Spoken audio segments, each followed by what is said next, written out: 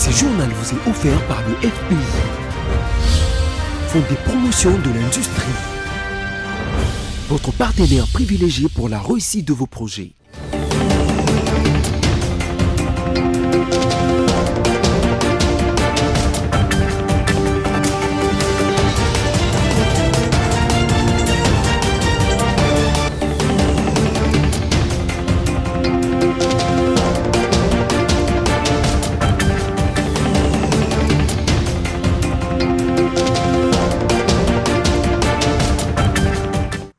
Mesdames, Messieurs, bonsoir et bienvenue à cette grande édition du journal sur votre chaîne BC Télévision. Place au sommaire. Contrairement aux rumeurs qui circulent sur la toile, l'opposant congolais Seth Kikouni n'est pas décédé. Confirmation de l'un de ses avocats, Maître Ramazani Chabani. À suivre également dans ces journaux depuis Kindu, dans la province du Maniema, où il se trouve en vacances parlementaires. Le sénateur Salomo Idi a visité l'hôpital général des références de Kindu, où il a payé le frais de maternité de tous les accouchements. Nous irons également dans la province du Kasaï central pour parler des infrastructures. Les travaux de construction de la route Kananga et Kalambambouji ont bel et bien démarré après plusieurs mois d'arrêt. Encore une fois, bienvenue à cette grande édition du journal si vous nous rejoignez. Débutons cette édition à la présidence de la République démocratique du Congo où le chef de l'État, Félix Tshisekedi, a reçu un message officiel de son homologue Faustin Archange Touadéra, président de la République centrafricaine. C'est son émissaire Bruno Yapande, ministre centrafricain de l'administration du territoire, qui a transmis ce message au cours d'une audience lui accordée par Félix Tshisekedi. Le sujet ayant trait à la coopération bilatérale entre les deux pays ont été également abordés au cours de cette audience. La presse présidentielle. Le président, le ministre de l'Intérieur, l'envoyé spécial du président. Porteur d'un message officiel du président de la République centrafricaine, le ministre de l'administration du territoire, décentralisation et du développement local Bruno Yapande a été reçu ce mercredi 11 septembre 2024 à la Cité de l'Union africaine par le président de la République Félix Antoine Tshisekedi Tshilombo.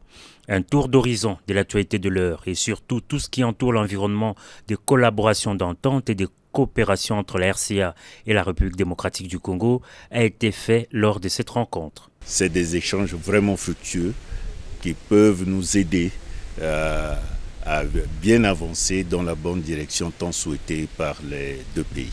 Nous sommes beaucoup appesantis sur le processus démocratique et politique en République centrafricaine, notamment les différentes élections. L'année dernière, nous avons organisé les élections locales, le référendum constitutionnel dans notre pays, ce qui nous a permis de nous faire doter d'une nouvelle constitution que nous appelons la constitution de la 7e République. Et cette année, c'est également une période exceptionnellement consacrée à des différentes élections.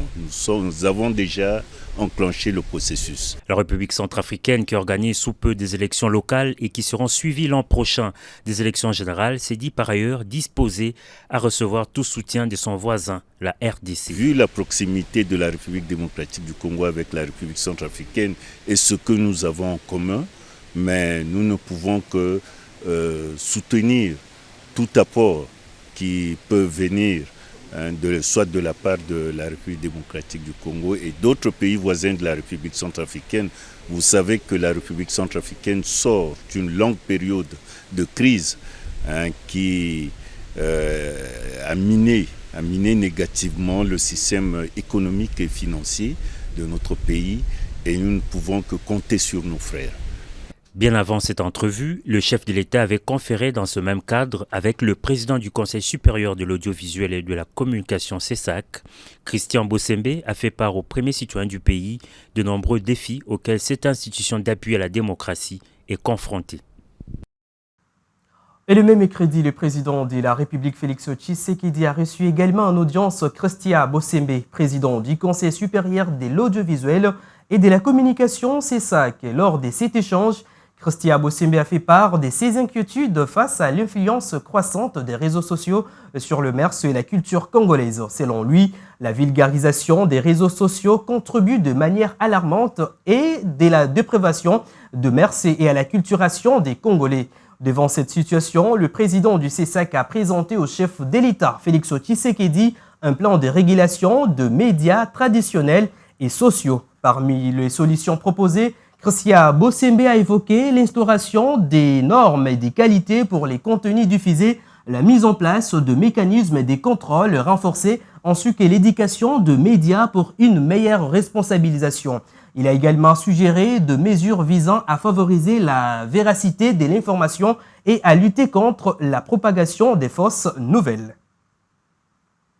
Restons toujours à la présidence de la République. La récente présence de Karim Wade, fils de l'ancien président sénégalais Abdoulaye Wade, en République démocratique du Congo a suscité une vague de spéculation et de confusion.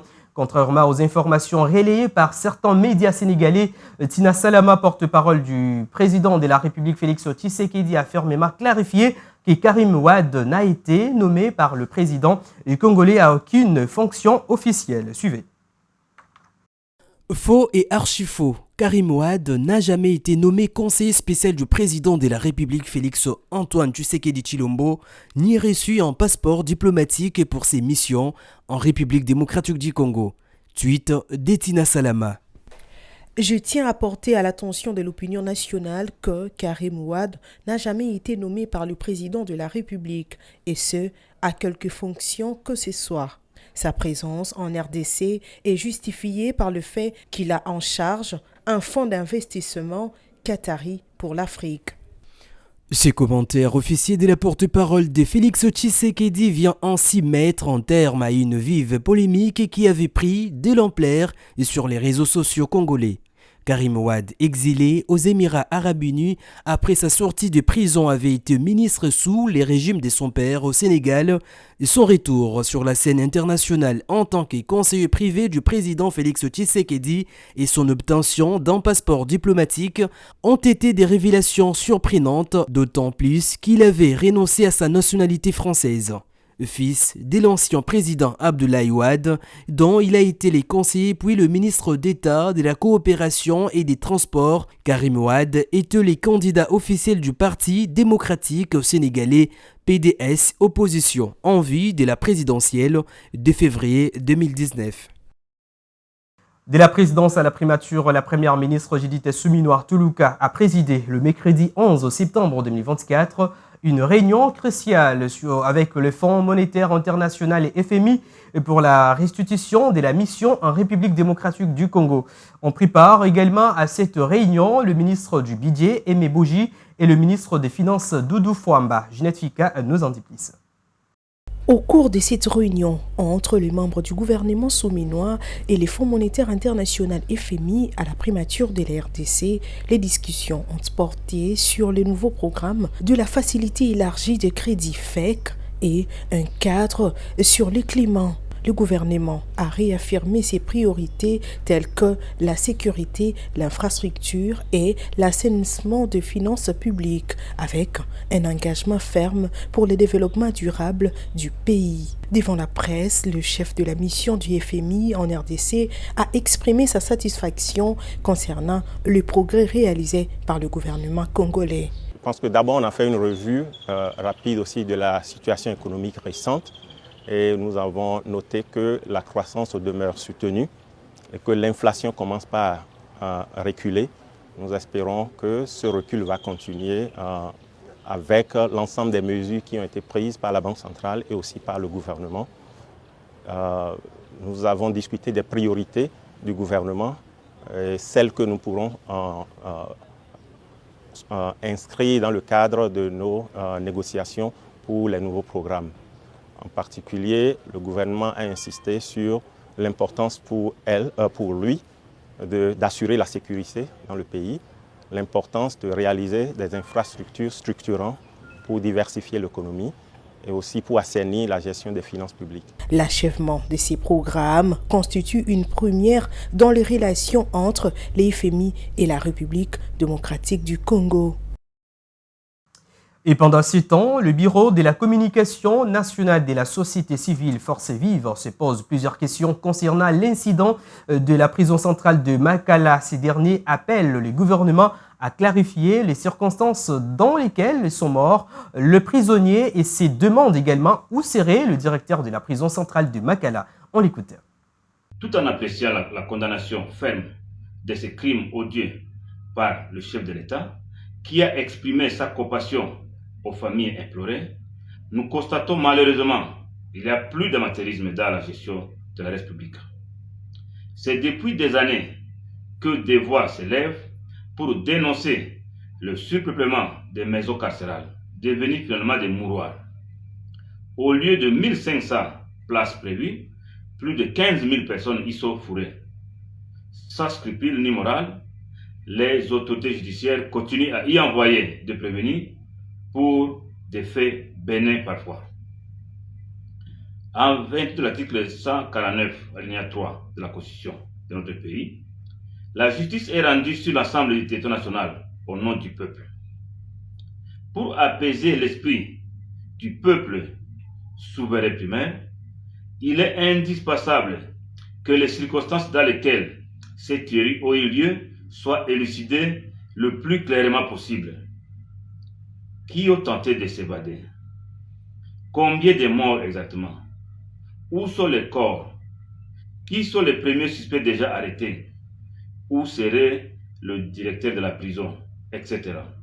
Et à la une également de l'actualité fake news, l'opposant Seth Kikouni n'est pas décédé. C'est l'un de ses avocats, maître Ramazani Chabani, qui a démenti cette fausse information et renseigne que 11 jours après l'arrestation de son client, ni sa famille, ni eux, ses avocats, ont eu accès à lui malgré son état de santé d'avant son arrestation. Et pendant ce temps, à travers son avocat, la famille de Kikouni exige sa libération sans condition et le respect de ses droits fondamentaux.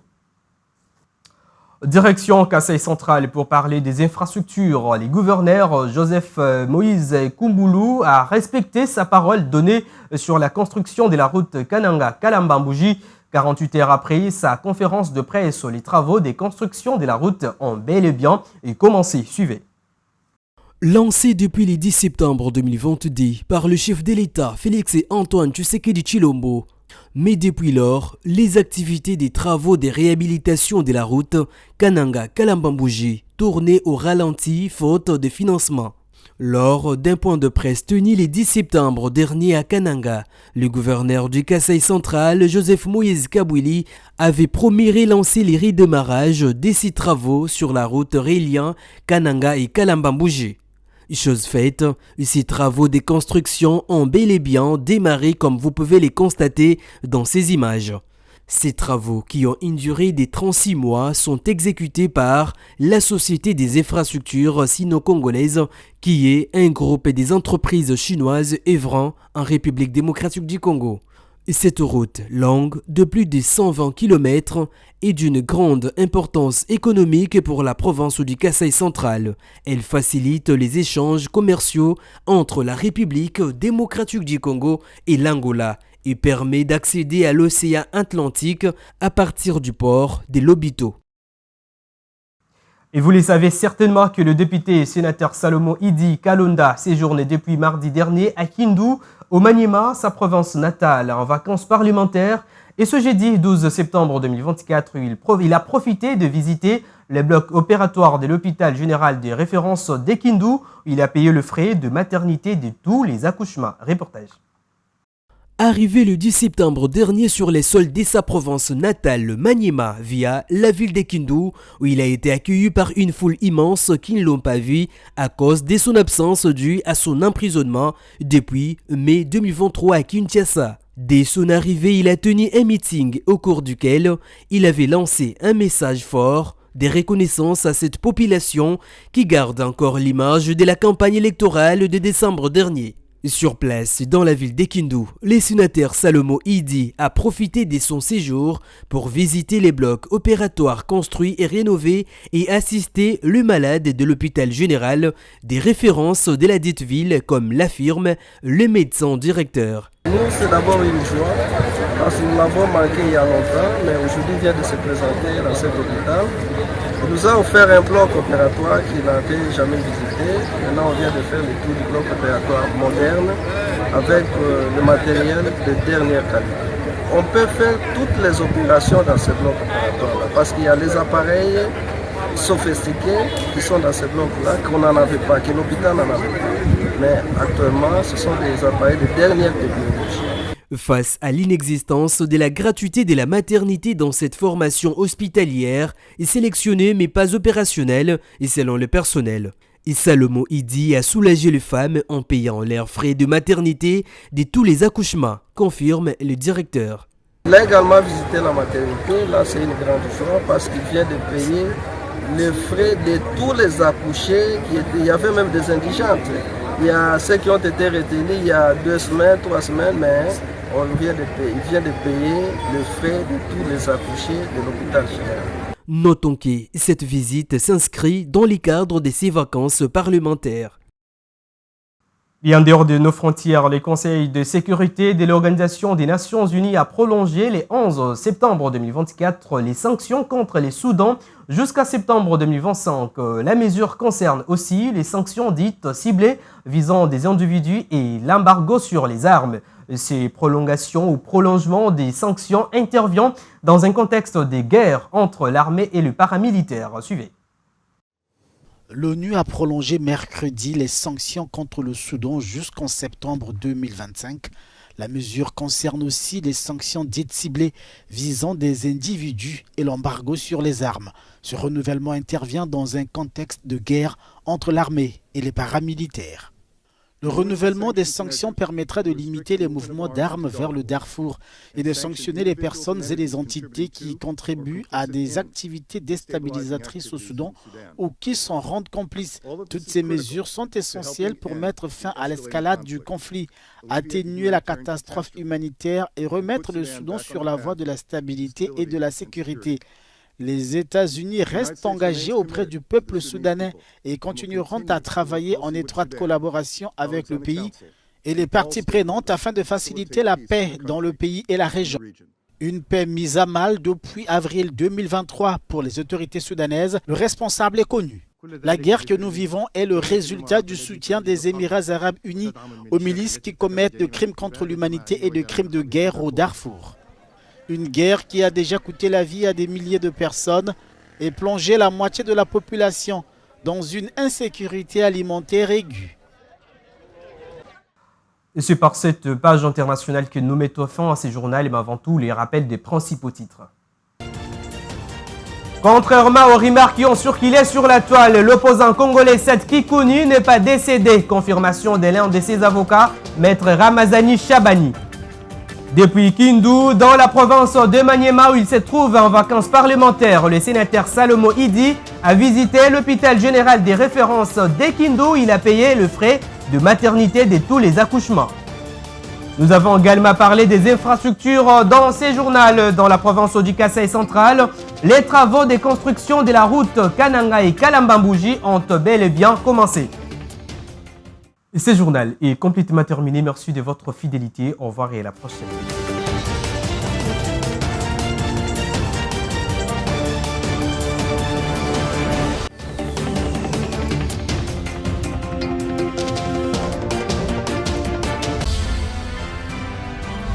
Ce journal vous a été offert par le FPI, Fonds des promotions de l'industrie, votre partenaire privilégié pour la réussite de vos projets.